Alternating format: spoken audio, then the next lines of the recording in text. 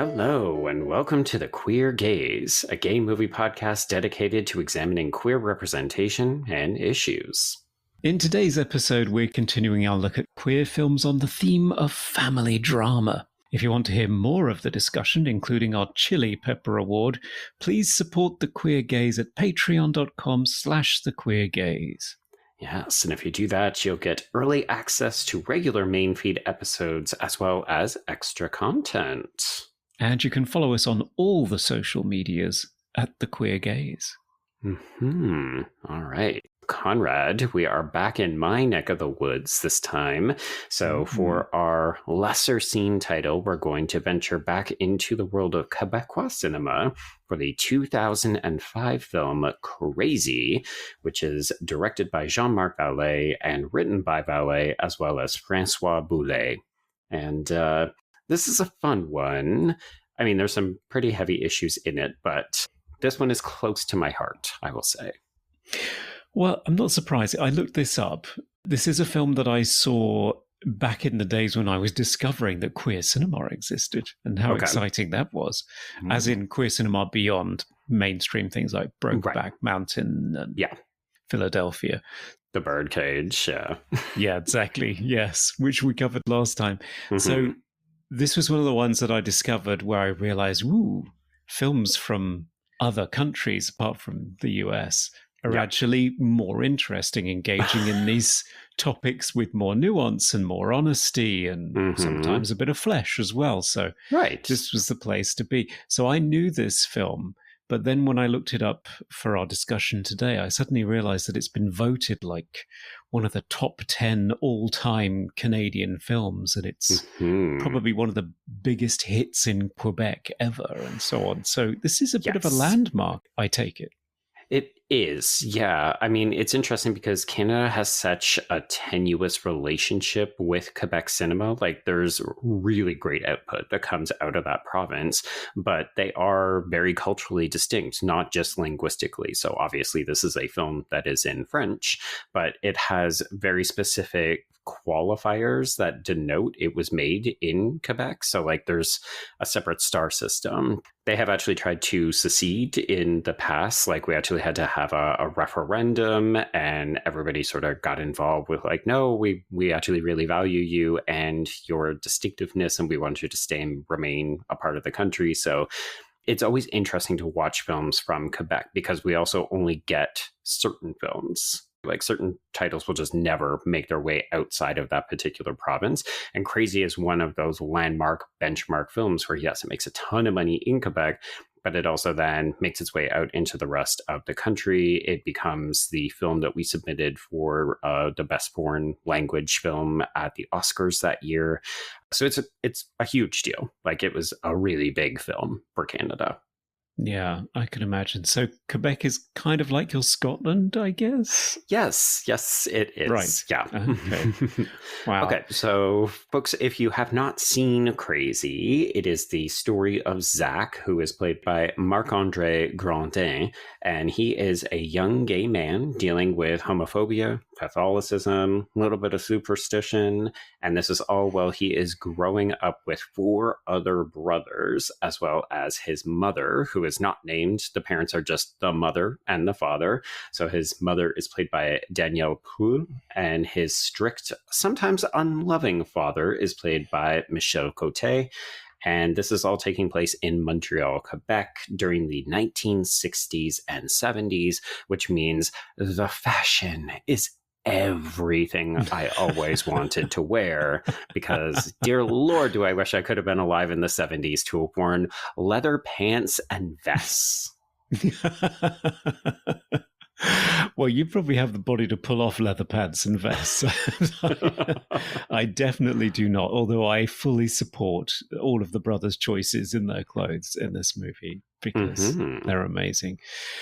Yes, so this is another film, much like Itu Mama Tambien, that sets its coming-of-age story against a time of socio-political change, as I understand it. So this is during the period of the Quiet Revolution, quite specifically starting with an election in 1960, the year at which our main character is born. Yes. Yeah.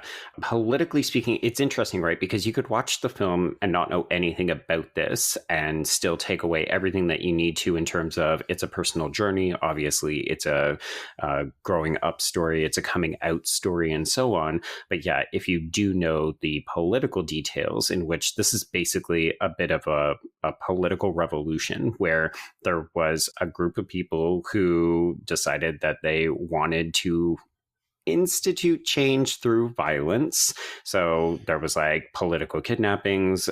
We definitely killed somebody, and we had like tanks rolling down the streets of Montreal. So this is happening in the background, but it kind of mirrors the fraught political situation that's occurring within the house. And like you could argue that the brothers represent different kinds of factions of Quebec society and that kind of stuff. But also it's just, oh, here's the one queer son and then his four kind of shitty brothers. Yeah, and his brothers are archetypes too, in much the same way that mother and father are just mother and father. Yeah. The brothers, you've got the jock that's farting all the time. You've got the rebel in the leather pants with his motorcycle and his drugs issues. You've got the studious guy with the glasses. And then the baby. Yeah, the baby. Yeah, he doesn't really have much of an archetype, but he's just there. Well, he technically becomes the fat one. And for folks who are only listening, I'm using air quotes because that's rude, but also that's not a personality. No, no, it's not a personality type. It's just mean. Yeah.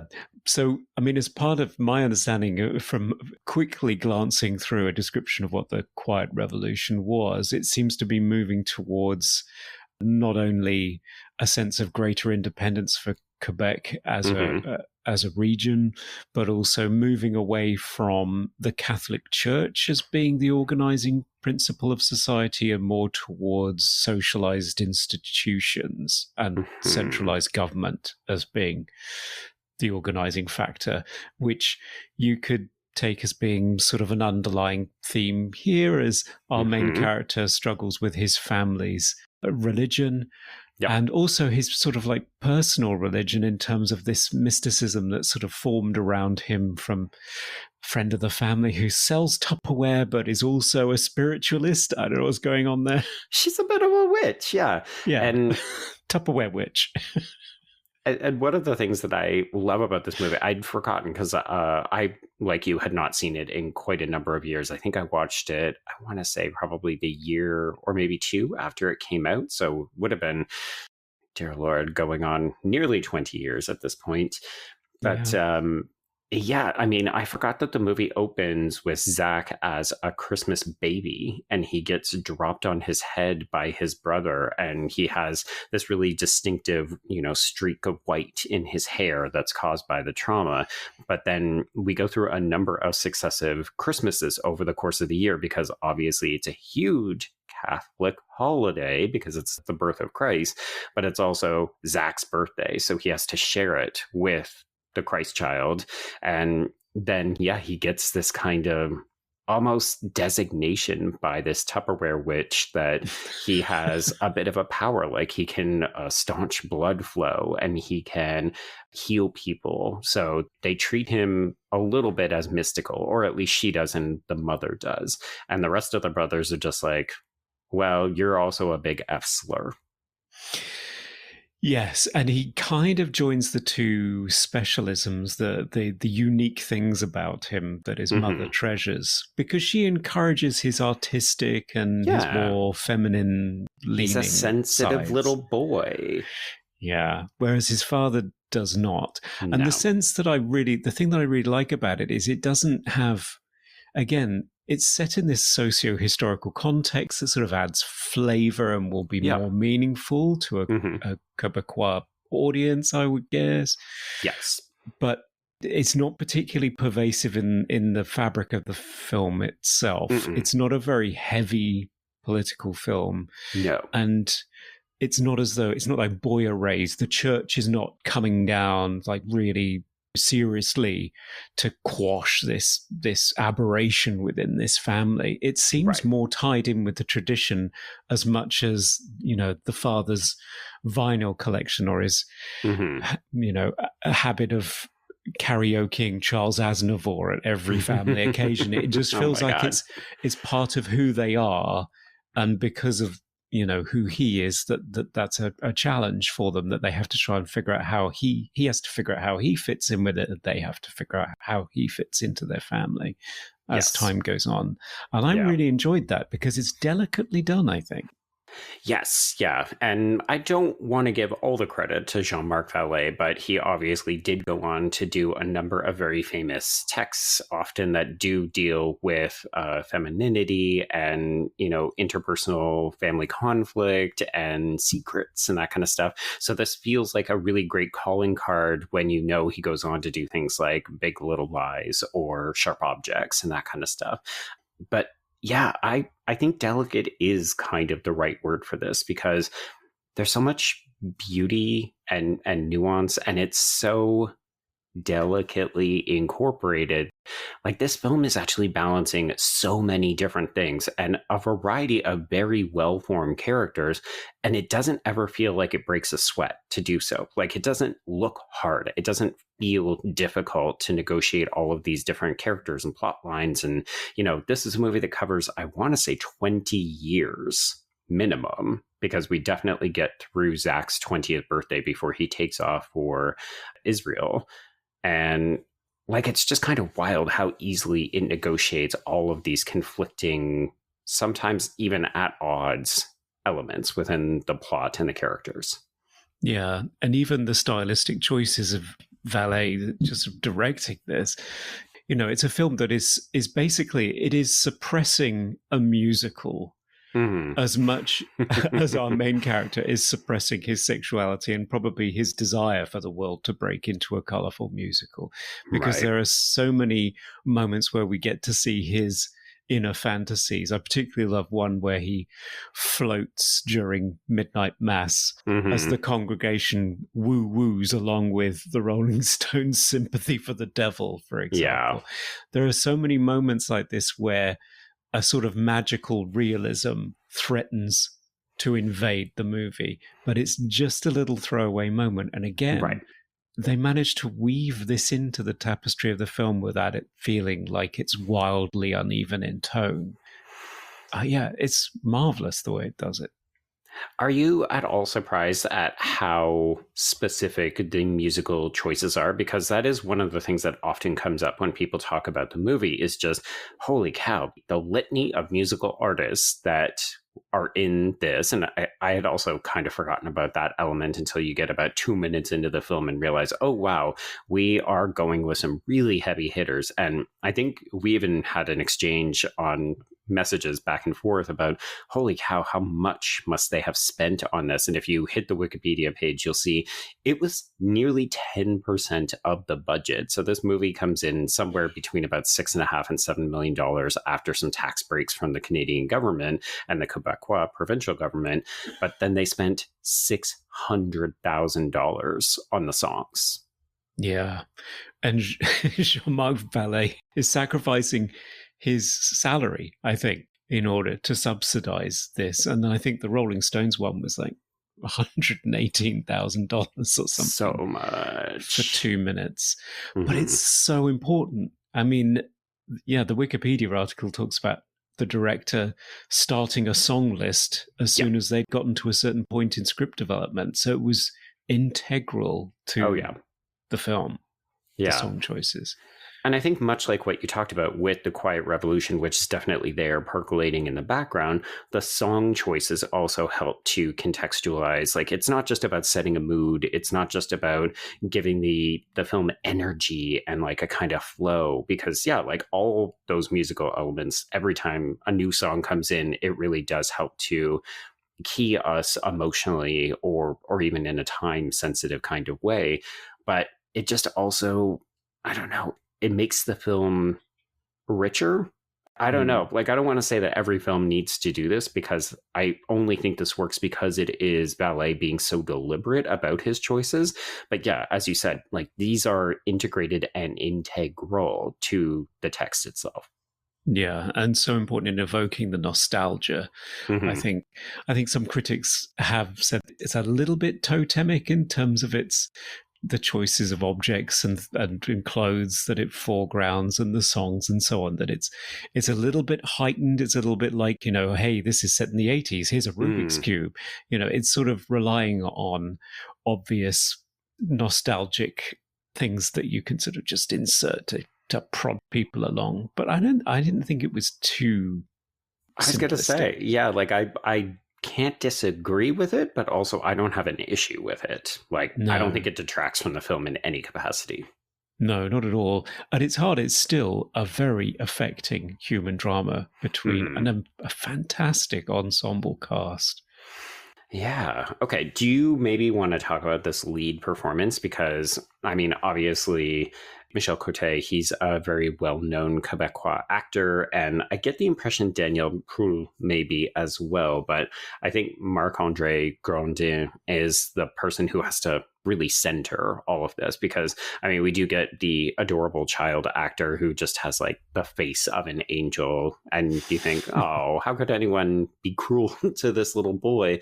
But really, Grandin has to do a lot of really heavy lifting, and sometimes Zach is not the most likable person. He's using all of those musical drops to kind of express himself, because he himself is just so unwilling to acknowledge who he truly is. Like, this really is a coming out, but also a process of discovery kind of film.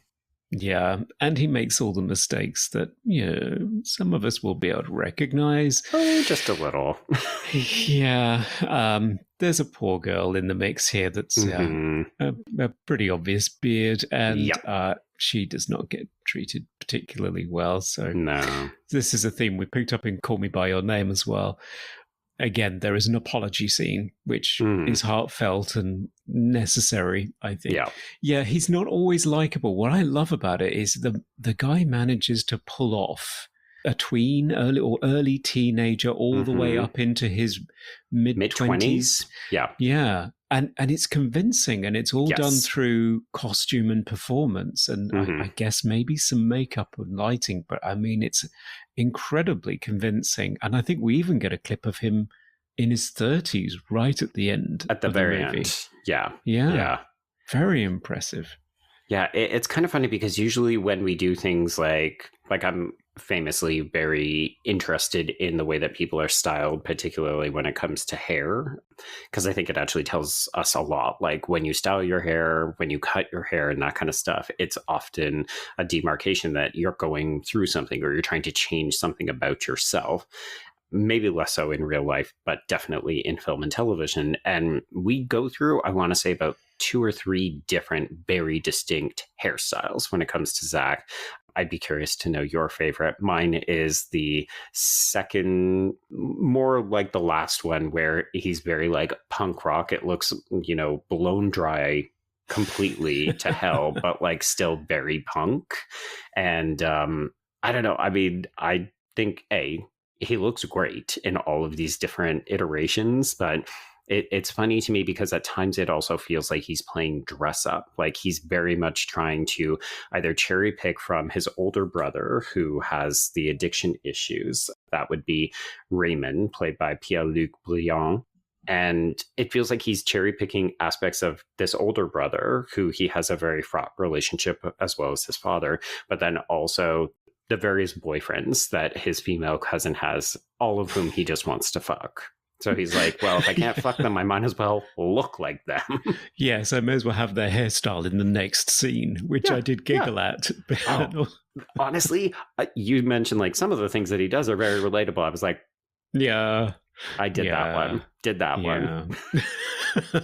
And clothes as well. Oh dear.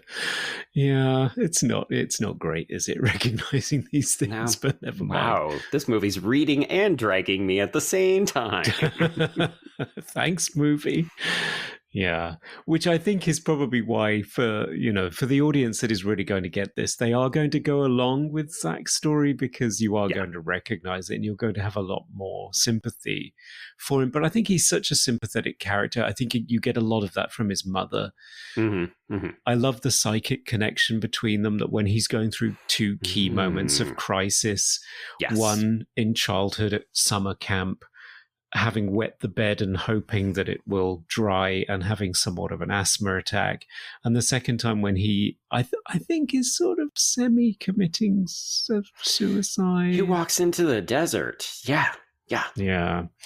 And she is just waking up in the middle of the night knowing that something is wrong and trying to either get him to breathe or to splash water on her face. I love these sort of magical realist moments of connection, but also just in the dramatic scenes, you can see how much she is trying to forge a bond between him and his brothers and his father, trying to create a space for him to exist in as his true self, and being empathetic and compassionate towards everyone in this situation. And I think her love for him just is infectious. So the audience does, even when he's being a bit of a dick. Yeah.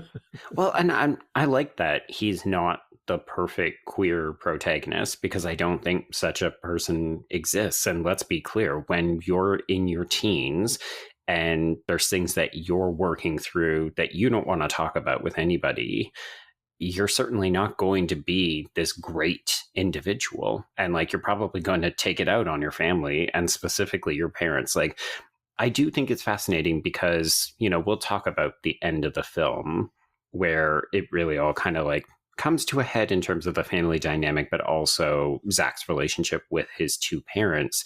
And I didn't expect to be as emotionally invested as I was. And I think it's a testament to how subtle the film has been at getting you to really care about this. Like, I think it'd be easy to write it off and say, oh, well, his dad doesn't understand him and he doesn't make any effort to, because he's a Quebecois man in the 70s. It's all about like, oh, I'm actually happy to walk away in the hopes that my son is going to fuck that teenage girl, because that would mean that he's straight. So I'd rather maybe him like impregnate her or do something else like that, because it at least means he's not gay, which is like, oh, well, this is a testament to the time and the personality.